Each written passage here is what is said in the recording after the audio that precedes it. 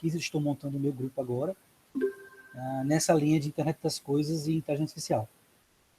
Então, vejam só, o que é a internet das coisas, né? Então, vocês estão vendo aí, né, o Cleiton já comentou, né, que tem ouvido muito falar nessa palavra, internet das coisas, e que é o futuro, na verdade, ela já está sendo, né?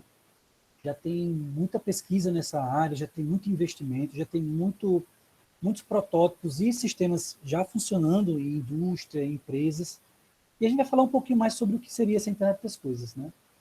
Bom, antes de começar a falar sobre o que é o dispositivo IoT ou a rede de internet das coisas, é interessante um pouco a gente entender a história, né? Como é que surgiu isso aí, né? A internet das coisas surgiu, na verdade, quem cunhou foi um pesquisador, hoje que é do MIT, né, da Universidade Norte-Americana, e na época ele trabalhava como consultor na Procter Gamble, né, uma empresa famosa, grande, e eu acho que isso aí foi em 99, né?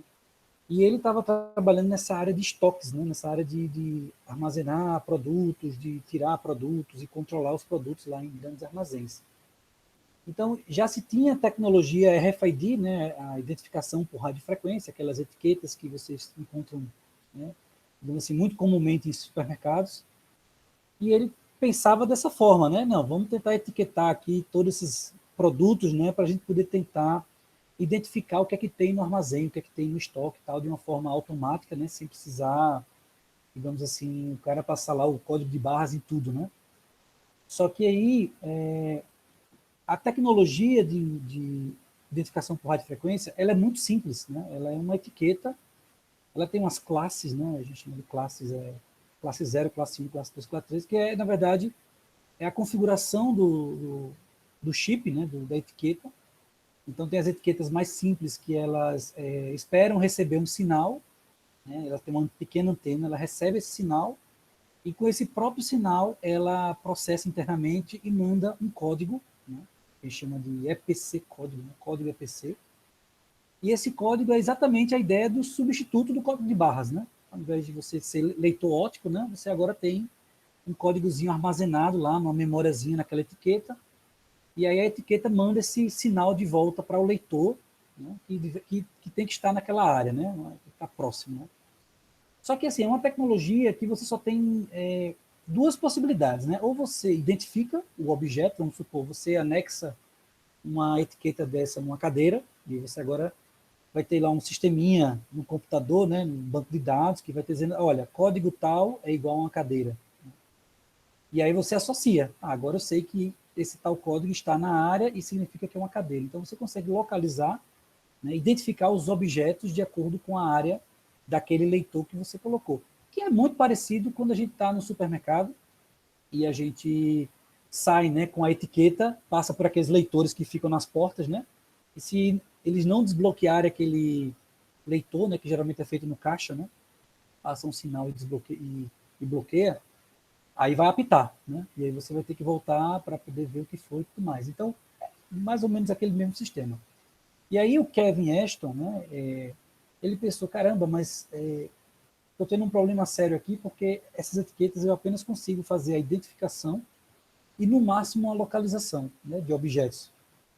Mas eu não consigo, por exemplo, perceber o que está acontecendo no ambiente, ou seja, ter informação de ambiente, ter sensores que captam o que está acontecendo no ambiente, e eu também não consigo conectar isso na internet, ou seja, eu não consigo ter um controle, né? O ideal era eu estar em casa ou estar em algum lugar, no outro lado do mundo, e eu podendo estar em tempo real, saber o que está acontecendo naquele meu armazém, né? Então foram esses dois pontos aí que fez o Kevin Ashton pensar nessa ideia de internet das coisas, né? Onde você teria, além desses serviços de identificação e localização, você poderia perceber o ambiente, ou seja, que a gente chama de sensoriamento, né? Sensoriar o ambiente, colocar sensores para perceber o que está acontecendo no ambiente, e também você ter esse acesso via internet, você de repente poder acessar qualquer objeto em tempo real, né? Então, basicamente foram esses dois pontos que fizeram o Kevin Ashton pensar em uma tecnologia, em um dispositivo que pudesse, além de identificar e localizar, pudesse perceber o ambiente e pudesse também estar conectado na internet. Então, a internet das coisas veio desse caminho, né? Embora ele No livro dele, ele fala que foi em 99 que ele pensou nisso, mas só em 2009, 10 anos depois, ele publicou um artigo, né, que acho que, se eu não me engano, a tradução é essa tal de internet das coisas, essa coisa de internet das coisas, eu acho. E foi a partir daí que ele realmente, né, cunhou o termo IoT. Né, e aí, desde então, a indústria tem, digamos assim, tido muito interesse em investir. Né. Inclusive, recentemente, eu estava lendo as diretrizes do Fórum Econômico Mundial, né, quais são as tecnologias emergentes, já que eu estou criando um grupo de tecnologias emergentes, então eu precisei ver quais eram as tecnologias para essa década. Né? A internet das coisas está como uma das primeiras. Né? Então, você vê tamanha a importância dessa área, o investimento da indústria está sendo muito forte. Bom, então, internet das coisas, né, é um dispositivo, ok? Que tem a capacidade de se identificar, de se localizar, né, de perceber o ambiente, de se conectar à internet, né, de ter a conexão com a internet, de ter, de um certo modo, um processamento e estar gerando muitos dados. Né? Então, vocês, todo mundo aqui já usa a internet das coisas e não sabem, às vezes. Né? Então, nosso querido smartphone, ele é um dos maiores dispositivos de IoT que a gente tem. Então, o dispositivo aqui, se você, por exemplo, no meu caso aqui, esse da Motorola, né? Se eu faço um movimento, ó, ele automaticamente ele muda para a minha câmera. Né? Deixa eu ver aqui se eu consigo fazer a luz. Ó, fez a luz, ó, tá vendo? Basta com o movimento. Ou seja, ele tem sensores, né? Quando eu faço a movimentação, ele pega essa informação de movimento e tenta associar o comando que eu quero, né? Ligue a luz, né? E ele vai e liga. Então, veja, ele também tem a internet, a gente consegue se conectar pela internet, você consegue identificar, né, o que é que tem aqui, e você também consegue localizar esse aparelho. Né? Também você consegue ter uma semântica, ou seja, você consegue colocar uma lógica aqui, um software, ele vai processar aqui, vai ter um raciocínio, uma lógica por trás. Né?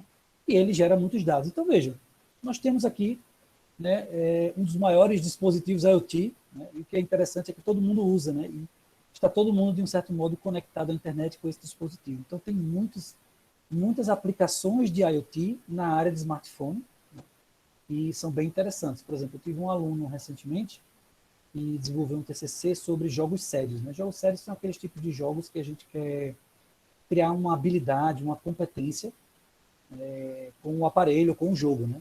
Então, no caso, ele simulou uma partida de tênis, né? Onde você fazia os movimentos de forehand e de backhand. Né? E aí, com essa movimentação do celular, ele consegue pegar, né, a velocidade, ele consegue pegar a altura, ele consegue pegar várias informações que vêm dos sensores do smartphone. E ao pegar essas informações, você tem um software que consegue criar uma lógica ali, um raciocínio, que é a semântica. Né? Então, uma aplicação simples, mas bem interessante, né? Porque basicamente a ideia era você simular, né, a competência de um profissional com a competência de um amador. Então, o profissional ele vai, faz o movimento, e os amadores também fazem o movimento, e aí você compara, né, a diferença de um para o outro, e aí você pode dizer, olha, você precisa fazer assim, ou fazer assado para melhorar a sua habilidade no tênis. Né? Então, acaba que se torna um jogo, porque você está brincando ali naquela movimentação, né? Está aprendendo fazendo. Né? Então, isso é só um exemplo simples, tá? De internet das coisas. Não existe um dispositivo que é IoT. São vários dispositivos que se encaixam, né, digamos assim, na palavra IoT, a palavra internet das coisas. Né? Então, se vocês forem ver na internet, um dos conceitos que são bem, né, bem aplicados é que é uma rede de objetos físicos, né, onde esses objetos físicos eles têm a capacidade de perceber o ambiente. Né? Então, imagina aí, associando, né, para a indústria, por exemplo, a indústria compra, né, um maquinário muito caro, né, às vezes todo tipo de indústria tem um maquinário muito caro, e aí você quer perceber o nível de ruído daquele maquinário para saber quando deve ser feita uma manutenção. Né? A gente chama de manutenção preditiva. Então, você está querendo predizer, baseado no trabalho daquela máquina, quando você deve intervir, fazer uma manutenção, melhorar, para que ela não quebre lá na frente. E a gente sabe que quando uma máquina para, né, numa área de produção de uma indústria, o prejuízo são milhões. Né? Então, você pode, de repente, aplicar vários sensores para tentar captar esse ruído e verificar se tem alguma coisa anormal nesse ruído, né? Então veja que a gente usa muito, né, essa conexão com inteligência artificial, porque o dispositivo IoT ele gera dados, né? Ele vai gerar dados que eles estão captando, né, do ambiente, né? Os sensores estão captando do ambiente. Só que esses dados, você tem que criar um certo raciocínio nesses dados, né? E a gente tem vários algoritmos aí do aprendizado de máquina, do machine learning, que já são feitos para isso, né? Para você pegar esses dados e tentar identificar padrões nesses dados, né? Ou tentar classificar, né? Por exemplo, baseado no conjunto de dados que você adquira de um sensor, você consegue dizer se aquilo ali, digamos assim, está prestes a quebrar ou se não vai quebrar, ou então você classifica, né? Ah, isso aí é da família tal, é da família tal. Então, você pode usar esses algoritmos de IA para poder ajudar, digamos assim, numa visão sistêmica, né? A gente entende o IoT, né, como uma visão sistêmica, é um objeto, né? Imagine aqui um smartphone, onde ele está captando essas informações em tempo real, mas ele está passando, né, para... Existem arquiteturas de IoT, ele está passando para a nuvem, né? E a nuvem é outro conceito também da área de computação, né? E eu acredito que vocês já devem estar um pouco familiarizados, né, para quem usa muito, por exemplo, o Google Drive, né, o G Drive do Gmail, onde você armazena seus arquivos e tudo mais, né? Então, são grandes data centers, né, que tem, digamos assim, compartilha essa questão da armazenagem, do processamento, né? E aí faz com que aplicações que a gente precisa ter muito processamento, a gente não precisa mais rodar local, né? Não precisa mais rodar no nosso notebook, né? A gente pode agora passar essa responsabilidade para a nuvem, né, para um conjunto de data centers, e ele vai fazer todo esse processamento distribuído e organizado. Então, assim, tudo que a gente está falando realmente na área de tecnologia teve um boom, né, muito grande nessa década passada, né? Começou aí, eu acho que em 2009, né, com esse conceito do IoT, da internet das coisas, e logo em seguida veio a inteligência artificial melhorando seus algoritmos, veio também essa capacidade do processamento distribuído, né, dos algoritmos de processamento melhorou bastante, inclusive permitiu essa questão da nuvem, né, dessa evolução desse conceito de nuvem. Então, tudo aí, na verdade, está conectado nessa última década. Houve uma evolução muito forte e a indústria, para ela se tornar competitiva, ela precisa estar, digamos assim, aplicando, entendendo mais dessas tecnologias e tentando tirar o melhor delas para elas poderem se tornar competitivas, né? Então, o grande desafio de vocês, engenheiros da produção, é quando vocês forem arquitetar a produção, né, quando vocês forem projetar a produção, é tentar entender como essas tecnologias elas podem se encaixar, né, no processo fabril, né, no processo que você está lá trabalhando. Então, vou dar aqui existem vários exemplos de internet das coisas. Por exemplo, você pode conectar qualquer tipo de objeto, um carro, por exemplo, um carro que tem computação de bordo, né, computador de bordo, ele é uma internet das coisas, porque esse carro ele pode estar conectado à internet, ele pode também estar percebendo, ter sensores nos motores, ter sensores nas laterais do carro, ter sensores para perceber o ambiente. E aí essa computação lá, esse dispositivo, esse hardware, ele está, digamos assim, processando, né, essa informação e vai estar, de acordo com um algoritmo de inteligência artificial, ele pode estar definindo o que fazer. Então, a gente tem aí uma vertente muito forte de smart veículos, né, veículos inteligentes. Eu acredito que aí o pessoal de Recife trabalha bastante, aí o César, acho que tem uma startup no campo digital, que tem esse viés, né, de trabalhar com, principalmente o César, né, trabalhar com automação veicular, e é também uma aplicação de internet das coisas. Então, veja, internet das coisas, né, quando a gente fala internet, é exatamente a gente ter essa rede, né? A gente quer ter uma rede, né, de conexão, e essa rede, ela são das coisas, ou seja, agora os objetos, eles conseguem perceber o ambiente e ter a capacidade de passar essas informações para a rede. Então, se a gente for, digamos assim, no sentido literal, na internet das coisas é exatamente isso. Você tem vários objetos, esses objetos podem ser smartphones, podem ser smartwatches, né? Aqueles relógios que a gente às vezes faz caminhada para poder saber como é que está a questão de frequência cardíaca, como é que está, né, a quilometragem que a gente fez, enfim, tudo aquilo ali, na verdade, é um dispositivo de internet das coisas. Por quê? Porque ele percebe o ambiente, né? Ele tem sensores né? Quer queira o sensor de frequência cardíaca, quer queira o sensor de batimento, né, cardíaco, frequência, pressão arterial, ou qualquer outro tipo de sensor que vai captar informações de funções vitais, ou sensores, por exemplo, tem um GPS que está pegando seu posicionamento, né, de forma real, de forma online, né?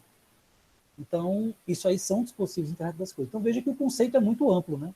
Quando a gente fala em internet das coisas, é um conceito muito amplo. Mas eu posso falar aqui vários exemplos de internet das coisas, né? Smartphone é um dispositivo de IoT, você já usa esse dispositivo. O smartwatch também é um dispositivo. Capacetes de neurociência também podem ser. Smart Glass, aqueles óculos, né?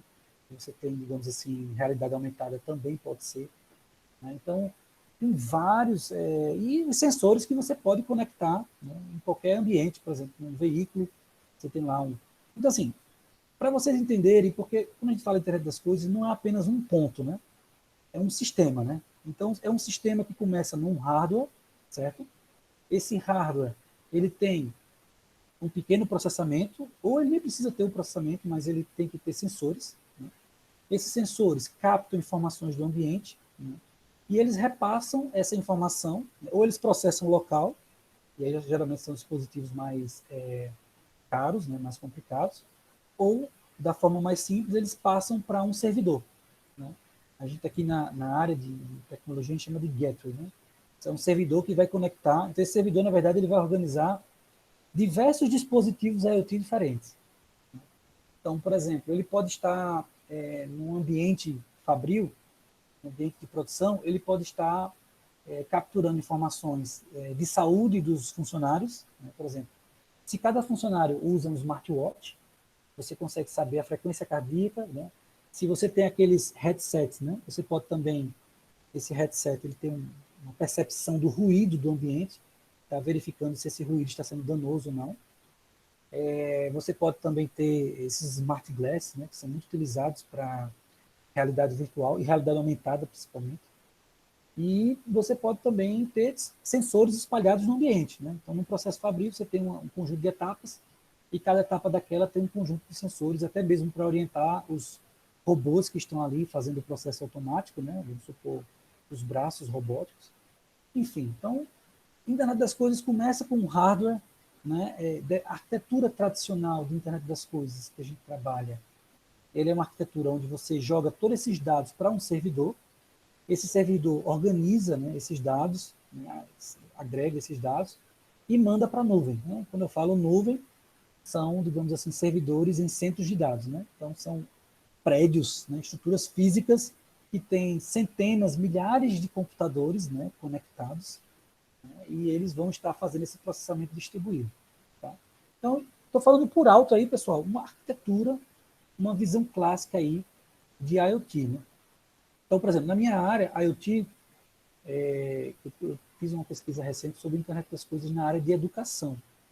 Então, a gente tinha uma luva, né? E essa luva, ela tem sensores, porque ela percebe a movimentação, né, da mão, para a área de, por exemplo, de ensino musical, de educação musical. Então, você tem uma luva, você quer aprender, por exemplo, um piano, e aí você começa a tocar com aquela luva no piano, né? E aí, quando você está tocando, né, o software está percebendo o que está acontecendo, a tua movimentação e tudo mais. Então, o computador ele vai verificar, por exemplo, vamos supor que o meu desafio é tocar uma música do Chopin. Aí eu vou lá, começo a tocar uma música do Chopin, e nesse tempo que eu estou tocando, o computador está comparando, né, o que deveria ser o ideal e o que eu estou fazendo. E aí você poderia ter um softwarezinho que a gente chama Sistema Tutor Inteligente, ele vai perceber, digamos assim, as minhas falhas, né, como pianista, minhas dificuldades, e vai tentar dizer, olha, para você tocar essa obra, você precisa fazer tais exercícios, você precisa melhorar a cadência, você precisa melhorar a pressão. Então, ele vai começar a dar dicas baseado nos dados que foram capturados, né, da minha movimentação. Então, é um uso bem legal de internet das coisas, né, que você pode aplicar para... E aí você pode estender para arte, né, para você fazer pintura, ou qualquer coisa que tenha movimentação, até arte marcial, se você for usar também, é bem interessante. Né? Então, assim, é um exemplo de IoT. Né?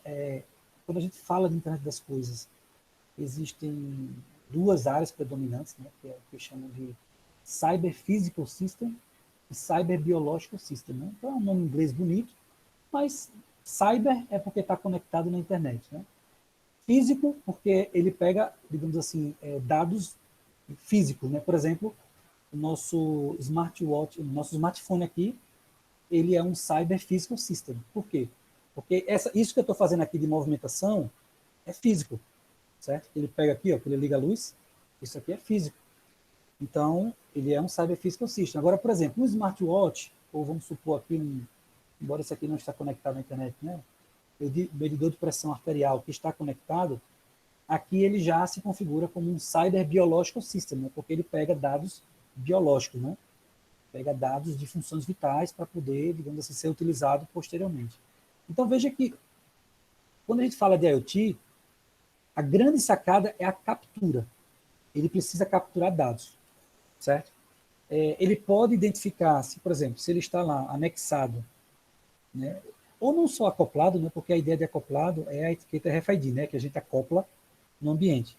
Mas, de repente, o próprio objeto, vamos supor, a máquina de produção, ela pode já ter dentro dela esse sensor, né, esse dispositivo ligado lá dentro. Então, esse hardware, né, ele faz esse processamento inicial, essa captura de dados de sensores, e ele passa para uma estrutura que vai processar esses dados. Né? Essa estrutura de processamento, aí você pode aplicar algoritmos de inteligência artificial para poder, digamos assim, tentar descobrir o que está acontecendo, ter uma acurácia melhor sobre os dados. Então, essa é a arquitetura clássica, né? E na área de indústria, né, vocês podem aplicar isso muito na parte de manutenção preditiva, que é uma área que tem muito gasto, né, muito custo em termos de manutenção, né? Você precisa acertar quando tem que fazer manutenção, quando o ruído ele é diferente do normal, né? Quando ele se torna um ruído de problema de motor, de máquina, e não um ruído comum. Né? Então, isso aí o pessoal tem aplicado muito nesse aspecto de manutenção preditiva. Né? E tem várias outras áreas, né? Quer queira para você fazer automação daquele ambiente. Né? Então, para você automatizar um ambiente, você precisa perceber o ambiente, você precisa saber o que é que está acontecendo naquele ambiente. Então, veja que a percepção, né, ela não é apenas de sensores tradicionais que capturam, vamos supor, dados de temperatura, dados de umidade, dados de movimentação, acelerômetro, giroscópio. Não é apenas isso. Por exemplo, uma câmera ela é um dispositivo IoT. Por quê? Porque ela está conectada à internet. A percepção que ela tem, né, é uma visão computacional, ela captura dados do ambiente via, né, uma visão, um conjunto de imagens, e essas imagens são os dados que vão ser utilizados para poder fazer algum tipo de dedução. Né? Então, a visão computacional também é muito forte. E também a questão de processamento de áudio. Né? Então, você pode ter microfones que capturam essas informações, né? Por exemplo, essa questão do ruído. Né? Provavelmente o sensor é um microfone. Ele pode fazer o processamento local ou o processamento na nuvem. Então, só para dar um overview a vocês do que é, né, a Internet das Coisas. Então, a Internet das Coisas basicamente é uma rede de objetos físicos, né, conectados, né, via dispositivos que têm essas capacidades de se identificar, né, de se localizar, de sensoriar, de perceber o ambiente, de se conectar à internet, e ter algum tipo de processamento ou não, né, de semântica. Você pode jogar para a arquitetura, digamos assim, da nuvem, e dados. Né? Então, a principal função do dispositivo IoT é gerar dados, para que a gente possa pegar esses dados e de alguma forma processá-los. Né? Geralmente esse processamento ele é feito com inteligência artificial. Né? Digamos assim, o estado da arte que a gente tem em termos de algoritmos de alta capacidade de processamento. Né? A gente consegue, com inteligência artificial, né, criar esquemas muito mais rápidos digamos, de processamento do que se fosse a implementação clássica, lógica, né, tradicional, né, de algoritmos. Então, basicamente são esses nuances que a gente tem na área da internet das coisas. Então, a internet das coisas está em tudo. Né? Então, na área de Smart Health, né, a gente falou aqui muito dos sistemas cyberbiológicos. Né? Então, por exemplo, uma aplicação interessante, você saber, aqui, você pode usar o Smart Glass ou algum tipo de tecnologia. Existe um tipo de processamento de imagem na retina que você sabe quando a pessoa pode ter propensão a ter uma diabetes. Né? Já existem estudos sobre isso. E aí você pode ter, digamos assim, já pela retina, você já pode indicar que aquele paciente pode ter uma propensão, né, a gente chama de prognóstico, né? Você pode ter um prognóstico que ele pode ter uma diabetes caso ele não melhore algum tipo de índice da saúde dele, né? Então, é um exemplo, existem milhares, né? Por exemplo, eu vi o pessoal usando para COVID um tipo de sensor como se fosse um microfone, e aí, quando a pessoa tem a tosse seca, né, que é um dos sintomas da COVID, esse sensor ele pode capturar essa informação e, via um algoritmo de inteligência artificial, você consegue dizer se aquela tosse é uma tosse com uma alta probabilidade de ser o COVID, né? Aí, claro, e você pode juntar outras informações, por exemplo, você pode ter sensores que vão estar captando a temperatura do corpo, mais, né, digamos assim, a mudança da voz, né, pode ser um fator, a gente chama isso de fusão sensorial, né, fusão de sensores. A gente junta vários dados diferentes, cria uma fusão, e dessa fusão a gente tenta entender se aquilo ali é um quadro, digamos assim, da doença, né, no caso da Covid ou não. Então, eu vi aí os chineses também trabalhando, acho que já tiveram algumas iniciativas aqui no Brasil nesse sentido. Então, veja, tudo que a gente pode capturar informações do ambiente para que a gente possa, de alguma forma, processar essas informações, no caso, esses dados, né, e tornar essa informação significativa para o consumidor ou para o órgão que vai gerenciar. Então, isso se caracteriza como internet das coisas. Então, a internet das coisas começa com um dispositivo, né? Imagine aqui o meu smartwatch, ou meu smartphone, capturou aqui a minha informação, essa informação é passada na rede, né? Passou na rede, houve um tipo de processamento e houve uma resposta baseada nesse movimento aqui.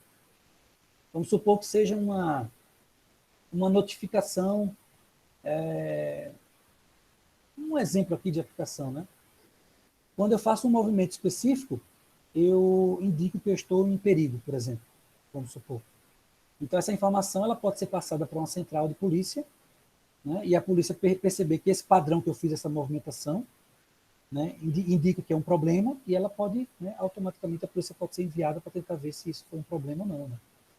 Então, veja que foi uma captura de um dado local, que foi passado pela rede, houve um processamento ou na nuvem, ou no servidor da polícia que está processando. Esse processamento ela deu uma resposta, que essa resposta aí foi, né, naturalmente, a intervenção. Né? Então, essa é a ideia da arquitetura clássica, né? Porque, claro que, como toda área tecnológica, ela tem suas complexidades, né? Existem sempre arquiteturas diferenciadas, que, por exemplo, exige um processamento local e não no núcleo da rede, né, que a gente chama. Então, assim, tem essas diferenças que também vocês vão encontrar muito nessas novas fábricas, na indústria 4.0, né?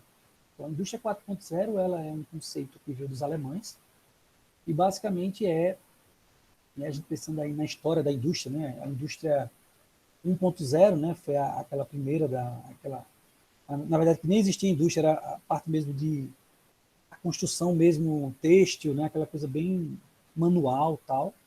E aí houve, né, a indústria 2.0, que foi exatamente essa construção de ambientes, né, produção em massa, tudo mais. Né? Houve a indústria 3.0, que foi a preocupação com a automação, né, ou seja, a inclusão de robôs para poder fazer toda né, o processo, a etapa de produção e tal. Estou vendo aqui, viu, pessoal? Tem um monte de pergunta aqui. Depois aí eu vou responder uma a uma, tá? Estou vendo aqui que vocês estão falando aí, fiquem à vontade aí, podem jogar perguntas aí. Em breve aqui, só fechar o raciocínio com vocês para responder.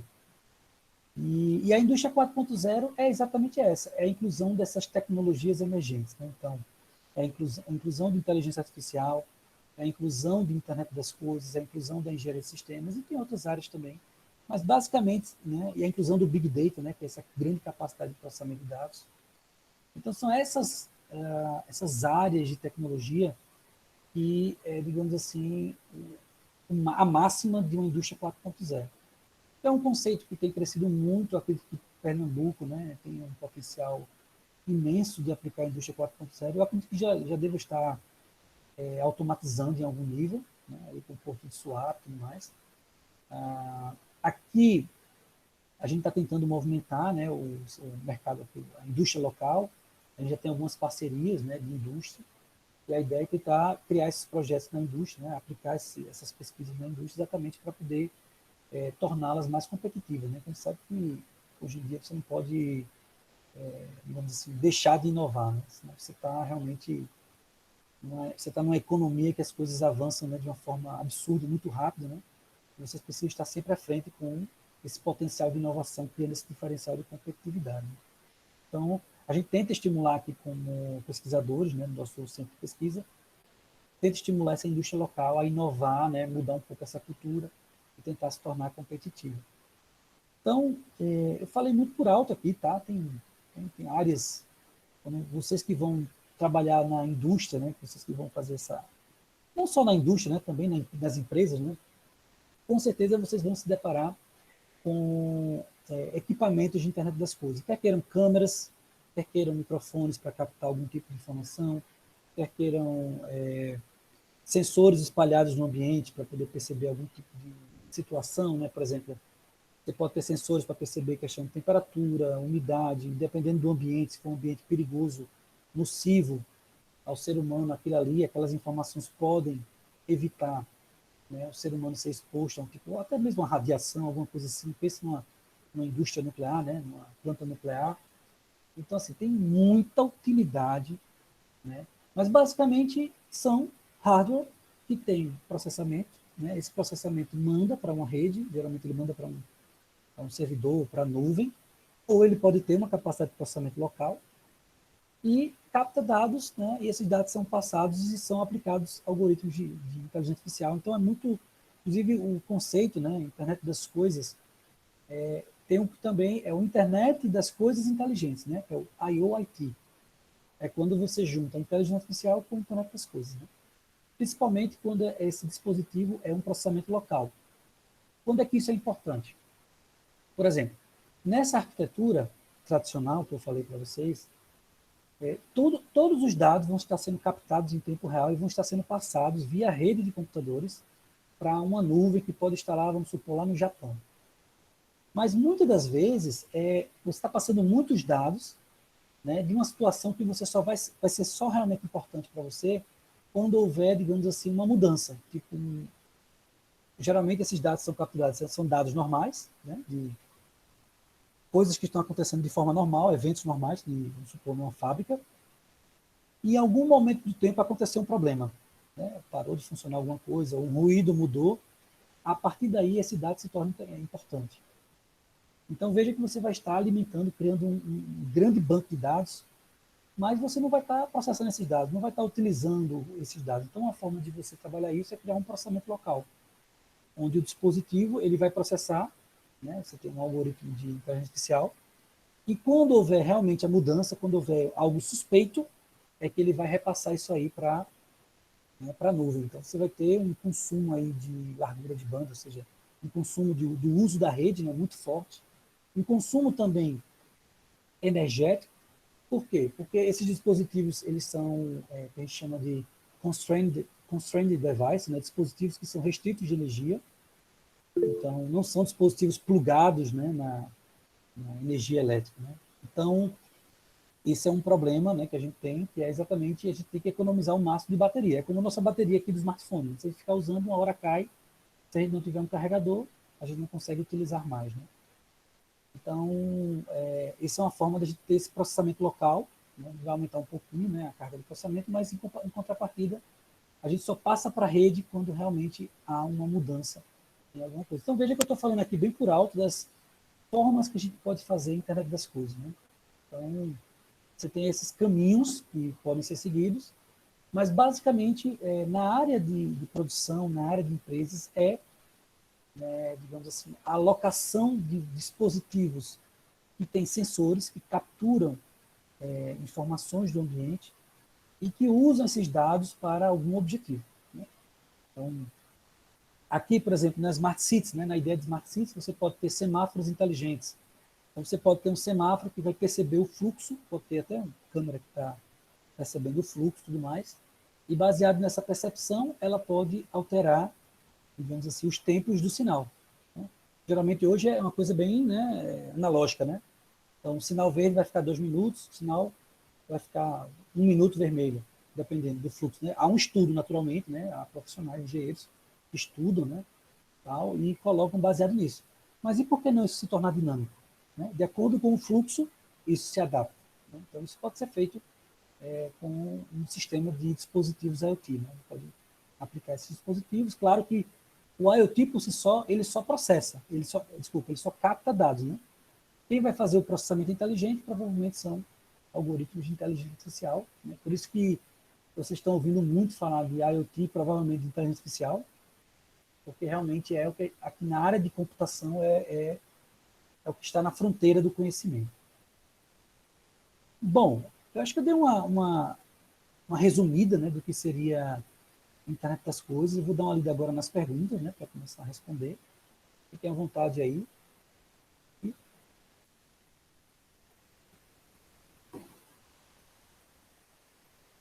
Está muito baixo, eu só vi agora no início. Vocês estão me ouvindo bem?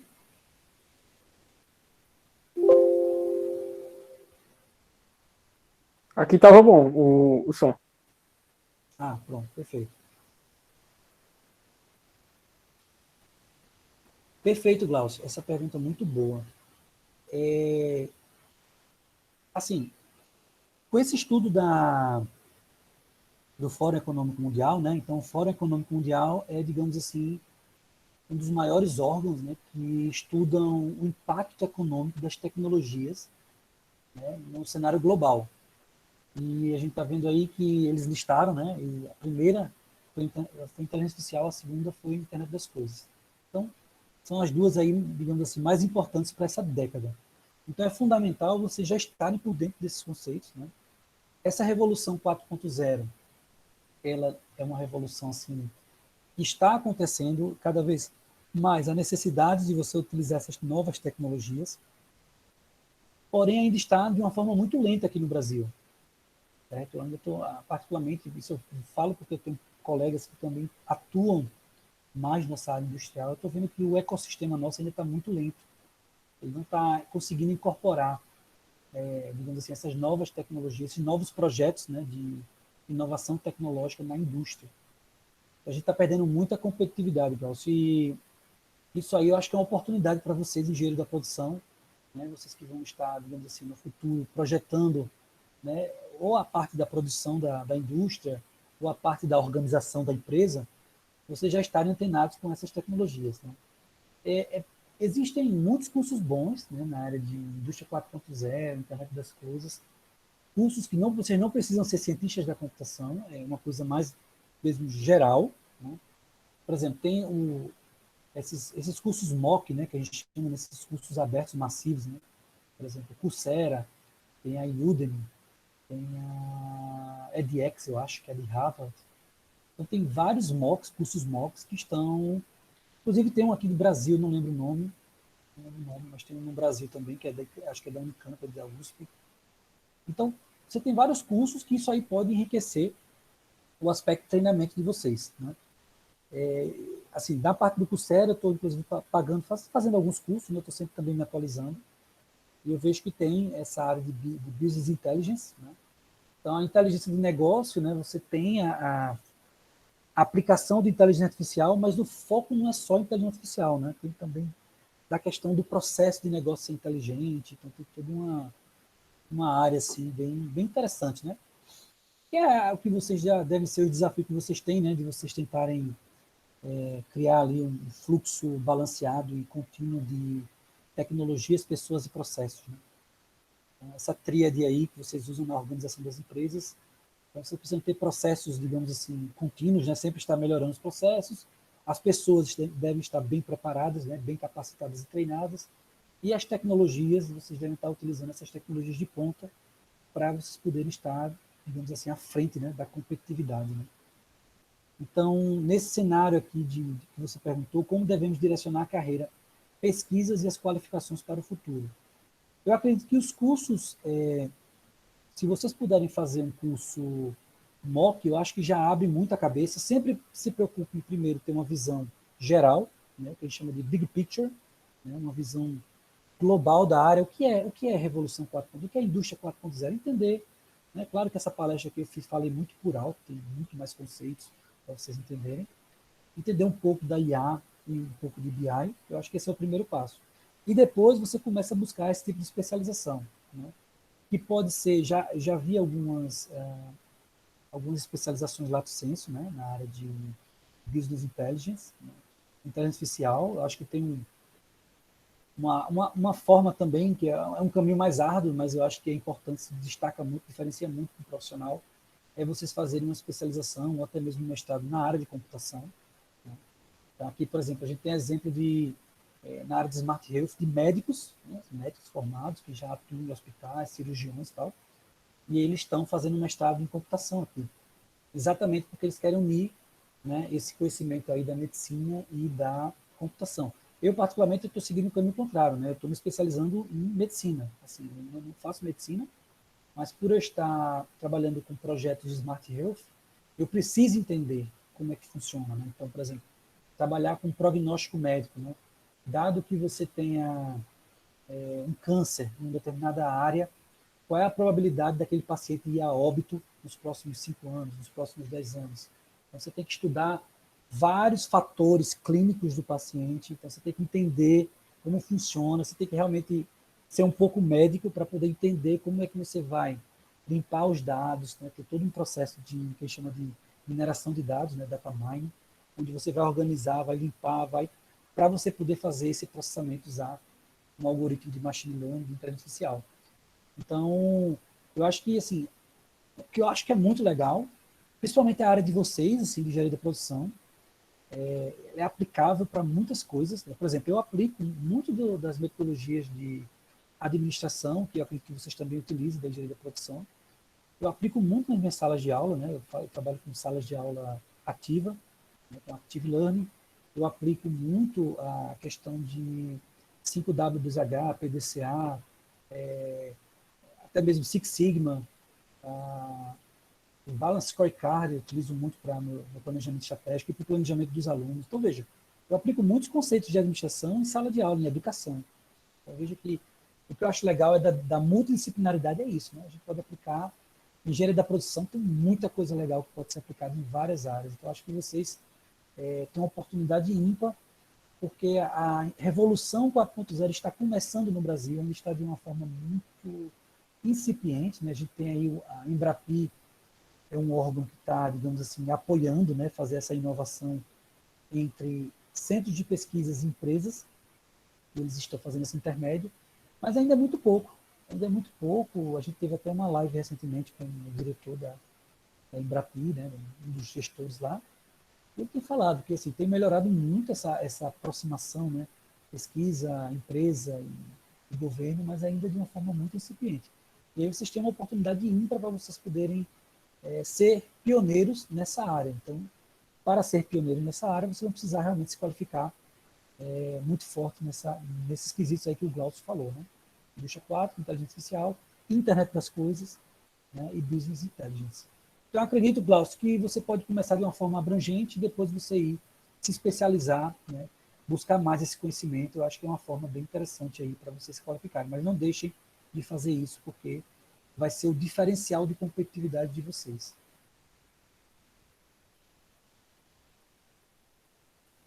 John, olha, você fala construção civil. Olha, eu fiz meu mestrado em automação residencial. Eu lembro que eu estudei nessa época um pouquinho sobre como você automatizar ambientes, né? Tanto para residências quanto para automação predial. E eu lembro que na época, olha que faz 10 anos, né? Essa época ainda era muito incipiente, né? Esse processo de pesquisa. Mas eu estou vendo, eu vejo uma movimentação, eu não estou muito por dentro das construções inteligentes. Eu acredito que já tem algum nível, sim, principalmente São Paulo. Eu acredito que Recife, por ser um polo também no Nordeste, eu acredito que já deva ter alguma coisa nesse sentido, que é de você aplicar esses sensores, né, uma forma de você entender, por exemplo, se o prédio tem algum problema de falha estrutural, né, a gente, de vez em quando, né, a gente vê prédios caindo, né, porque esses prédios têm falhas estruturais, pesos e tudo mais, você pode ter sensores que vão te dar esse tipo de informação, você pode estar gerenciando isso, né? Você pode também estar gerenciando a questão do esgoto, né? Do esgoto, não, encanamento de água, para saber se tem algum entupimento, alguma coisa. Então, você pode ter sensores ali para você saber a vazão de água que está passando. Tem muitas, iluminação, né? Você pode ter, inclusive a própria lâmpada, ela pode ser um dispositivo IoT. Vê que interessante, ela pode estar conectada à internet. Você pode ter, digamos assim, uma troca de informação entre lâmpadas, né? Desde que a lâmpada tenha um hardware lá e você faz essa, e claro, né, um dispositivo de rede, né, provavelmente um Wi-Fi ou Bluetooth, né, a gente utiliza muito o padrão Bluetooth nos dispositivos IoT e pode estar trocando informações. Então, que é a ideia de IoT, né, uma rede de objetos físicos. Então, essa troca de informação aí vai depender do projetista, que tipo de aplicação ele vai enxergar para fazer, né? Por exemplo, pode ser uma troca onde ele perceba que não tem ninguém no ambiente e automaticamente ele desliga a luz para economizar. Pode ser uma troca do tipo, existem sensores externos que estão percebendo a luminosidade, ou a umidade, ou a temperatura, e esses sensores mandam informações, vamos supor, para os sensores do ar-condicionado, para que ele ligue, digamos assim, no tempo, como é que eu diria?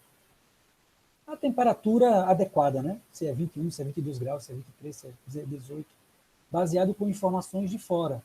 Então, você vai ter uma economia muito grande de energia, né? Você não vai chegar lá e vai dizer, não, eu acho que é 18.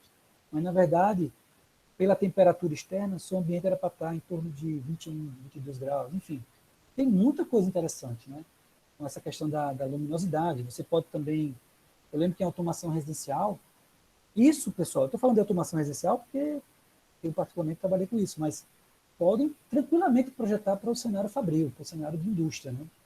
Então, você tem ali indústria e empresa. Economia de energia, você sabe quando tem alguém, né? Você sabe, de acordo com a luminosidade, qual é a iluminação ideal do ambiente interno. Então, tem uma série de coisas que vocês podem utilizar para automatizar o ambiente de empresa e o ambiente de indústria, né? E aí você vai ter um custo, uma redução de custo muito grande, né? E isso vai, digamos assim, tornar a empresa mais competitiva, né? Porque a redução de custo vai fazer com que você possa investir em outros projetos para poder ainda mais crescer a empresa, né? Em épocas de pandemia, que a gente está tendo aí sérios problemas para muitas indústrias, né? Eu acho que essa automação ela cai bem.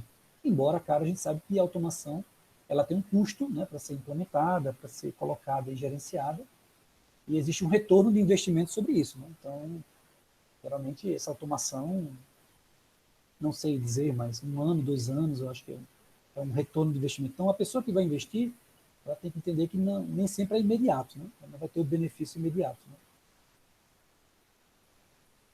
Agora, assim, construção inteligente, eu acredito que tem muito potencial, tá? Tem uma área da Construtec, a própria Startse, que é uma organização que trabalha muito com eventos, treinamentos corporativos. Eu vejo eles anunciando muito isso, a questão da Construtec. Então, eu acredito que já tem algum tipo de movimentação. Eu não sei te dizer o nível de maturidade, porque não é a minha área, nessa área de construção civil. Como se faz a conexão dos gateways ao celular? Oh, já gostei agora. Agora a pergunta melhorou aí. Já foi para o nível mais hard aí.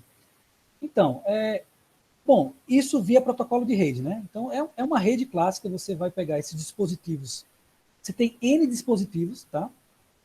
Que podem ter N adaptadores de redes, né? Então, assim, pode ser um adaptador de rede 802.11, pode ser um adaptador de rede Zigbee, que é um tipo de protocolo muito utilizado para rede de sensores, pode ser um Bluetooth, né? Enfim, você tem adaptadores de redes distintos. Então, a primeira função de um gateway é tentar ter, digamos assim, que é a função de um gateway mesmo, é ter todos esses adaptadores instanciados naquele servidor, naquele local. Por quê? Porque ele vai ter que ler, né? Ele vai ter que ter um adaptador para poder se comunicar com cada dispositivo distinto, né? Que tem protocolos de redes distintos, né? Primeiro ponto. Uma vez que o gateway tem tudo isso aí, você pode ter um software que vai, digamos assim, organizar esses dados. Na arquitetura, Pedro, tradicional, ele passa para a nuvem, e na nuvem os dados estão lá processados e disponibilizados, e você pega esses dados através de serviços, né? Então, você implementa ou um serviço web, ou mesmo um aplicativo mobile, você pode, né, ter uma API, uma comunicação direta, e você vai captar, vai pegar esses dados da nuvem. Tá? Na arquitetura mais moderna, principalmente vocês vão encontrar na indústria 4.0, onde muitas vezes o processamento não pode ir para a nuvem, até por questões de segurança, eu vi alguém falando aqui sobre segurança, e eles querem que o processamento fique na fábrica, então você vai para o que a gente chama de fog computing, né? Computação neblina. Então é cheio de termozinho, né? Cloud computing, né? Computação em nuvem, computação em neblina, e tem a computação edge, que é aquela que é processamento local mesmo, né? Então, esse processamento vai ficar nos próprios gateways, né, da fábrica, que é o que a gente chama de computação em nuvem. Então, o serviço de back-end ele pode se comunicar via um protocolo de rede, provavelmente uma API, né, uma Application Programming Interface. Né? Então, essa API é um conjunto de bibliotecas que faz a comunicação acontecer. Eu vejo muito pessoal trabalhando com a arquitetura REST, né, que utiliza HTTP, e faz essa comunicação via HTTP. Estou indo aqui nos conceitos técnicos, tá? Mas é para responder a pergunta aí do Pedro. Mas é tranquilo, essa comunicação. Então, foi boa essa pergunta, Pedro, para vocês perceberem que a IoT, a definição é uma rede de objetos físicos, porém, falar em IoT, a gente está falando numa visão sistêmica. Na verdade, é um sistema. É um sistema que começa com os dispositivos IoT, esses dispositivos passam os dados para um gateway, esse gateway, de alguma forma, organiza e, via protocolos de rede, passa para a nuvem, ou seja, passa para a internet de fato, e lá você vai ter algoritmos de processamento distribuído que vão ser processados esses dados, e o consumo desses dados pelos clientes, pelos consumidores, né, que é o que o Pedro está perguntando, pode ser por qualquer interface, pode ser por um aplicativo desktop, pode ser por um aplicativo mobile, pode ser por uma página web. Né? Geralmente, esse acesso, eles utilizam a arquitetura REST, que é uma arquitetura famosa, que trabalha com o protocolo HTTP. E por quê? Porque HTTP é simples, já está widespread, já está espalhado em tudo, né? A gente já utiliza nos browsers, então fica muito fácil essa captura desses dados via arquitetura REST. Tá? Então, hoje, pelo menos, o estado da arte, eu vejo o pessoal muito indo para esse caminho. A IoT já é aplicado, Ellison? Mas vê só, medicina, cara, tem um potencial imenso, absurdo. E é por isso que eu estou entrando também, né? Lógico. Né? Primeiro que eu sempre gostei dessa área de medicina, né? Sempre tive, mas tem um potencial muito grande. Tem muitos problemas na área médica que a gente ainda não tem solução. Né? E, primeiro que é essa questão de nós termos controle sobre o nosso estado de saúde. Então, hoje em dia, se a gente quer ter controle, o que, é que a gente faz? A gente vai para o consultório, a gente vai para o hospital, né? Podendo pegar um Covid, ir para um consultório, às vezes passa meses para poder fazer uma consulta, para o cara pedir um exame ou outro exame. E os dispositivos IoT, eles permitem fazer uma leitura das funções vitais muito interessante. Né? Você com um dispositivo IoT, por exemplo, uma computação vestível, você pode ter aquele exame de Holter, você pode fazer via uma computação vestível. Vão ter sensores que vão estar tocando no seu corpo e ela vai estar fazendo a leitura do que está acontecendo. Smartwatch, né? Você pode ter um relógio que já tem, só o relógio, você já consegue capturar frequência cardíaca, taxa de oxigenação, né? Você tem o oxímetro, né? Mas existe uma técnica de infravermelho que você consegue calcular, acho que é o oxigênio na hemoglobina, alguma coisa assim. Então, assim, tem um potencial muito grande desse cyber biological system. Né? E eu vejo ainda que está acontecendo, tá? A indústria médica está se modificando. Eu falo a indústria médica brasileira, né? Porque a indústria médica global já tem aplicado muitos conceitos de IoT em hospitais, enfim, em várias áreas. Eu tranquilamente passaria um dia aqui todo falando para vocês sobre IoT, né? Porque tem muita aplicação realmente. Qualquer área tem IoT na jogada. Tem dispositivos IoT que vão captar dados que podem ajudar a gente a tomar decisões. Então, essa área realmente tem muita aplicação.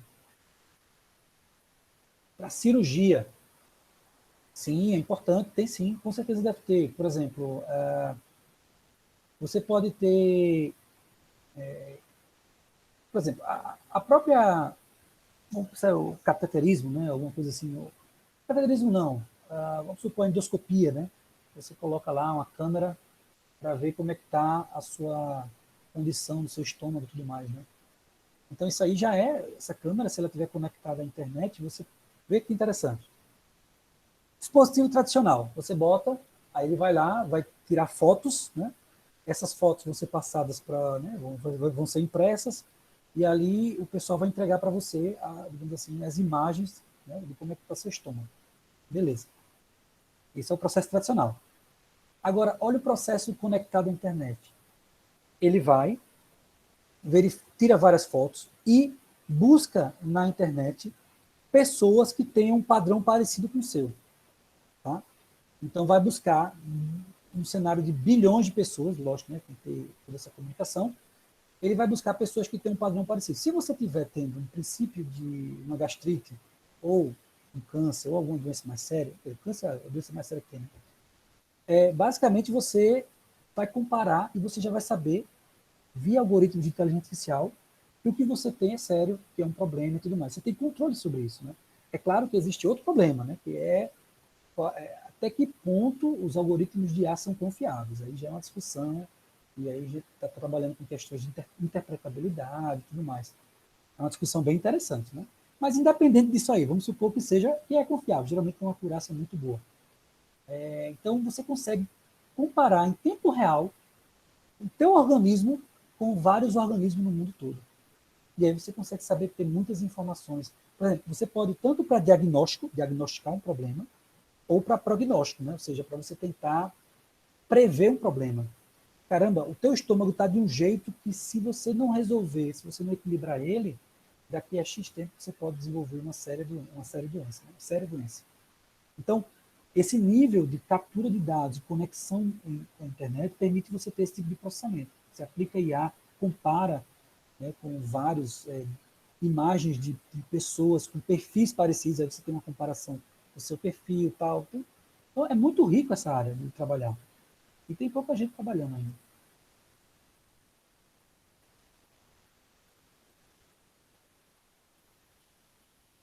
Tecnologia BIM. Everton, não estou. Teria como me explicar o que seria essa tecnologia BIM que você está falando aí? Qual o nível de segurança que os sistemas de Enterprise IoT devem ter? Pedro, nível hardcore. Né? Porque a gente agora está captando dados do ambiente, está captando informações. Veja só, a gente está falando de empresa, né? Empresa, questão de segurança da informação é fundamental. Mas, ao mesmo tempo que a gente permite que os dados, digamos assim, sejam capturados nossos, isso pode ser usado contra a gente. Né? Imagine uma empresa de seguro, ela te vende seguro. E aí você está lá no seu carrão e você está sempre transmitindo informações sobre o seu comportamento. Você ultrapassa o sinal vermelho, você anda sempre acima do valor, vamos supor, da faixa do 60 km, você anda 100 toda vez, então você está sempre acima da pista, né, da velocidade máxima permitida. E aí, isso tudo está sendo o quê? Processado, e a indústria de seguro, né, a empresa de seguro, ela está sabendo quem é você. Futuramente você pode pedir um seguro e ela vai dizer que o seu seguro é mais caro, por quê? Porque você se comporta de uma forma errada. Né? Então você perde privacidade nesse sentido. E eu nem falo dos hackers, né? Porque os hackers pegam isso aí, eles conseguem fazer muita bagaceira com dados, né? Com qualquer coisa que eles consigam saber sobre você, vão extorquir, enfim, vão fazer uma série de coisas. Estou falando assim, existe uma preocupação muito grande sobre a privacidade e a confidencialidade desses dados. Né? Até que ponto, né, a gente permite que, né, numa Smart City, por exemplo, esses dados sejam gerados, né, de alguma forma, porque tem muita coisa, né? Por exemplo, você pode estar com uma doença rara, e isso ser passado para uma empresa de saúde, né? E aí essa empresa de saúde, de repente, ela não por algum motivo, ela nega o plano de saúde para você, enfim. Tem muitos problemas, eu estou falando só um exemplo, né? Que é possível, né, acontecer. Então você está ali no seu carro, aquele seu carro, ele é um dispositivo IoT como um todo, né? Na verdade, são vários dispositivos IoT no carro, né? Mas a gente entende como um dispositivo IoT como um todo, que vai estar transmitindo informações sobre o seu comportamento, o que você está fazendo com aquele carro, né? Se você para em lugares perigosos, violentos, o que você faz? Ele vai saber tudo sobre você. Então, eu acho que isso é, sim, muito sério e a gente precisa ter um nível de segurança muito alto. Existem já protocolos muito bons, né, na área de segurança, mas aí o problema é que a gente está trabalhando com dispositivos restritos à energia, né? Então a gente tem que ter um conjunto de protocolos diferentes. Então, por exemplo, aplicar um algoritmo RSA, né, que é um dos algoritmos muito bons de criptografia, talvez tenha que ter uma adaptação para aplicar esse tipo de algoritmo nesses dispositivos, porque ele tem uma capacidade energética, né, tem uma bateria, ele não está ligado o tempo todo na energia, então realmente a gente tem que se preocupar em melhorar os protocolos de segurança e tentar fornecer o máximo possível de segurança para esses dispositivos, porque senão são dados nossos, né, muitas vezes são nossos, e vão ser passados pela rede se cair nas mãos de hacker. A gente está vendo aí o Brasil cada vez mais com muitos golpes, né, muitos phishing, muitos ataques de hackers para tentar prejudicar o brasileiro. Né? Então a gente tem que realmente criar uma segurança muito boa. Pois sabemos que dispositivos IoT não são seguros, são realmente perigosos. Exatamente. Tem mais alguma pergunta aqui? Deixa eu ver se eu considero assistentes virtuais como Alexa, que pode automatizar e controlar vários elementos através da voz e do smartphone, uma boa opção para ambientes empresariais ou só residencial. Não, Everton, muito bom para ambiente empresarial. Essa ideia do Alexa, né, na verdade, dos assistentes virtuais, é um dos pilares da computação. Né? Alan Turing, que é, digamos assim, o pai da computação, né, nosso pai, ele fez exatamente, existiu o teste de Turing, que era exatamente criar uma esquemática onde uma máquina, né, ligava ou se comunicava via chat com uma pessoa e a pessoa tentar identificar se aquela comunicação era de uma máquina ou era de uma pessoa. Né? Então, a máquina estaria preparada quando a pessoa não conseguisse identificar que aquilo ali realmente era uma pessoa, era uma máquina. Né? Então, assim, melhorou muito, né, principalmente esses algoritmos agora de inteligência artificial, né, especificamente redes neurais, deu uma melhorada muito grande na questão de processamento. Né? Porque o maior problema da inteligência artificial é que ela sempre foi uma área muito acadêmica e a gente tinha um limite, né, muito forte. A maioria dos algoritmos de IA, eles são algoritmos matemáticos, né, tem uma base matemática muito forte, e existia uma dificuldade muito grande em processar esses algoritmos. Então, por exemplo, para você identificar padrões em voz, ou nem até em voz, mas, por exemplo, linguagem, né, processamento de linguagem natural, né, a máquina entender o idioma da pessoa, poder criar um processamento em cima disso e responder naquele idioma. Então, você tem que ter uma rede neural com diversos parâmetros. Né? Então, é uma rede muito pesada e que ficava inviável quando você tentava fazer um processamento local. Mas com o avanço, desde 2011 a 2012, né, que houve um boom na questão da computação na nuvem, então houve uma evolução nos algoritmos de processamento paralelo e distribuídos, então permitiu esse processamento ser distribuído. Então hoje, se você pega, por exemplo, o Google, né, e Alexa e outros também que trabalham com isso, eles fazem todo o processamento na nuvem. Significa que são milhares de computadores conectados com, digamos assim, um atraso em rede muito pequeno. Então você consegue fazer um processamento de algo muito grande, de milhões de parâmetros, né, e de uma forma, digamos assim, muito rápida. E o que significa esses milhões de parâmetros? Significa que quanto mais parâmetros, mais qualidade você vai ter na resposta do seu algoritmo de IA. Então, uma rede neural, que é, digamos assim, um algoritmo que deduziu, né, do conceito nosso, de como o nosso cérebro funciona, ele é um algoritmo muito bom para identificar padrão. Né? Então, se você prepara bem esses parâmetros, se você faz uma boa arquitetura de rede neural, você consegue ter uma acurácia de mais de 90%. Então, é algo assim realmente para detectar. Então, acaba que esses assistentes virtuais evoluíram tanto que uma Alexa da vida, você nem percebe que você parece estar conversando com uma pessoa, né? É o famoso Jarvis lá do Homem de Ferro, né? Você está conversando como se fosse uma pessoa, você não... Que é a ideia do teste de Turing, né? Você chegar num nível onde você conversa com a máquina e você nem... como se fosse uma conversa com uma pessoa. Então, evoluiu muito isso aí, Everton, e eu acho que sim, que é uma opção muito boa.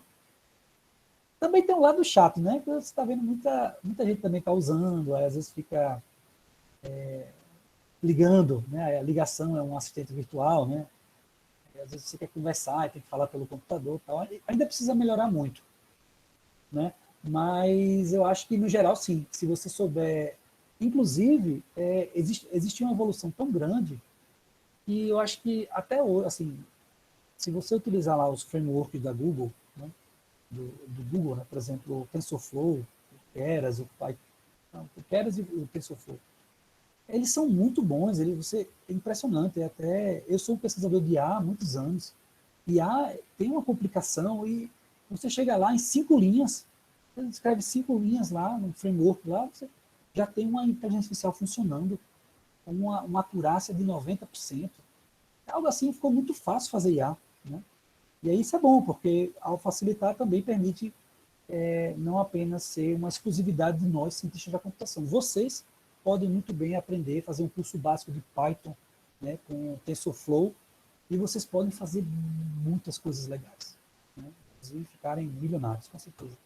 Porque ainda tem muita abertura para esse tipo de situação, e vocês são, assim, o engenheiro de produção ele é privilegiado, né? Ele tem um conhecimento que vai além do administrador, né? Ele consegue realmente ver os nuances do processo produtivo e de como isso interfere em toda a sistemática da empresa, que um administrador não consegue ver, né? Então, eu acho que isso é um diferencial muito bom de vocês, e que se vocês forem para esse caminho, não tenho dúvida alguma que vocês vão se dar muito bem. Primeiro, porque vocês vão estar na fronteira do conhecimento, né? Vocês vão estar sendo engenheiros de produção, aplicando o que é fronteira de conhecimento, né? Inteligência artificial, internet das coisas.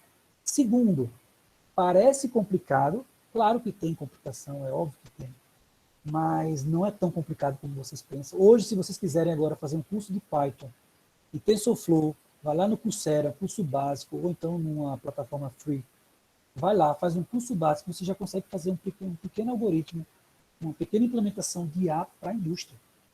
E aí, a partir daí, você só vai evoluindo, né? Só vai crescendo. Então, eu acho que, assim, há realmente essa facilidade, né? Houve uma evolução muito forte nos frameworks que permitiu vocês terem essa facilidade para todo mundo. E eu acho que tem que ser assim mesmo, né? Ciência da computação não pode ser restrita apenas a pessoas que passaram a vida toda estudando. Tem que ser para todo mundo, né? A computação tem que ser popular. Então, eu acho que nesse caminho vocês têm muito mercado. Muito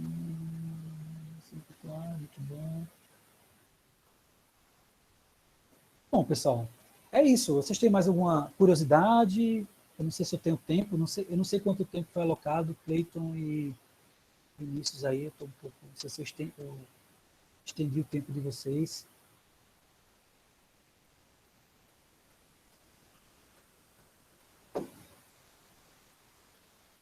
Bom, então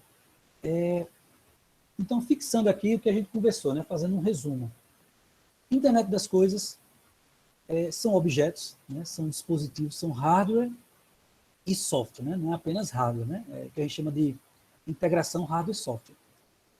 É um hardware, é um dispositivo que quais são as funções principais de um dispositivo IoT? Capturar informações do ambiente, ou seja, tem que ter sensores, de alguma forma tem que ter sensores. Se não tiver sensor, não se caracteriza IoT. Então, por exemplo, etiquetas RFID, elas não têm sensores, então elas não são IoT. Porém, IoT pode fazer o papel do RFID. Né? O IoT, você pode ter, nesse dispositivo você pode se identificar e você também pode se localizar. Né? Então, ela faz as funções básicas de uma etiqueta RFID. Né? E, basicamente, são essas duas principais capacidades, né? Sensoriamento e conexão com a internet. Então, veja que isso aí, se você for comparar a diferença do RFID para o IoT ele tem um hardware um pouco mais complexo, mais robusto. Não tanto. Por quê? Porque você tem que ter a capacidade de comunicação na rede. Então, você precisa ter um protocolo na camada IP lá. Né? Você tem que ter já uma camada implementada para poder chegar nessa camada IP. Então, assim, existe já uma conexão com a rede. Então, já existe um processamento adicional. Né? Existe sensoriamento. Esses dados vão ser capturados, né? Podem ser armazenados num processador, numa memória lá, RAM, para depois ser passado via esses protocolos de rede, ser passados para um gateway. Né? Então, existe uma robustez maior do que uma etiqueta RFID, né? Que digamos assim, um sistema RFID, né? Que é composto por leitores e etiquetas. Tá? Mas é uma evolução. O cara que inventou, o Kevin Ashton, ele pensou exatamente nisso. Né? Olhou para o sistema RFID e viu que precisava que esses dados das etiquetas RFID elas estivessem conectadas à internet e que, de alguma forma, pudesse haver um processamento, uma percepção de ambiente, né? Captura de informações de ambiente. Tá? Então, mais ou menos foi essa distinção entre RFID e IoT. E aí, quando chegou a IoT, então a gente tem agora qualquer área, né, área médica, área de construção, área de indústria, área de smart cities, qualquer área você pode aplicar IoT com IA, é uma combinação poderosa. E o que é legal é que vocês também já podem ter um pouco desse contato, né? Vocês podem até não saber manusear o dispositivo IoT, né? Embora geralmente ele já vem pronto, né? Você coloca lá, prepara, acho que não é algo tão complexo, mas eu acho que é legal vocês, como engenheiros da produção, pegar esses dados e já começar a tentar processar esses dados. Né? Acho que cria um diferencial muito grande. Né?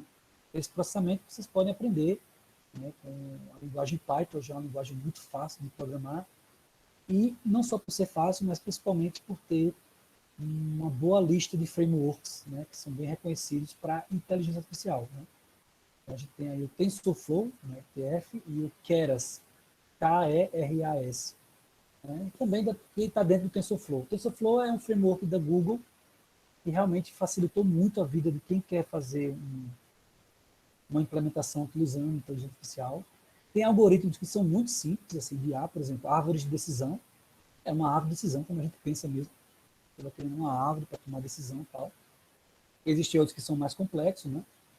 Mas, basicamente, eu acho que para vocês é um diferencial muito grande vocês buscarem esse tipo de qualificação, né? Entendendo o Python, entendendo IA, vai ficar muito fácil você olhar para o que está acontecendo no processo de produção e você conseguir enxergar como é que você poderia melhorar, otimizar ou a forma como está sendo feita, ou aqueles dados que você está capturando, o que é que pode ser utilizado, que tipo de riqueza você pode extrair. Eu acho que é um caminho bem interessante, é um diferencial para todos. Bom, eu acho que é isso, pessoal. Se vocês tiverem alguma dúvida, fiquem à vontade. Show de bola, Rafael. Depois dessa aula, certamente eu vou aqui separar quais cursos tem que fazer, já ter o que é que, já para ter conhecido já, para aprender mais. Realmente é uma área muito promissora no futuro. E a NUPEMP agradece, a organização do evento agradece pela sua participação, pelo seu comprometimento. Podia estar fazendo qualquer outra coisa, mas está aqui contribuindo com o seu conhecimento. A gente fica muito feliz de poder aprender, tá certo? É um prazer. E um Muito prazer para obrigado todos. pelo convite. Certo. E, pessoal, só para dar um recadinho. Pessoal, se vocês se inscreveram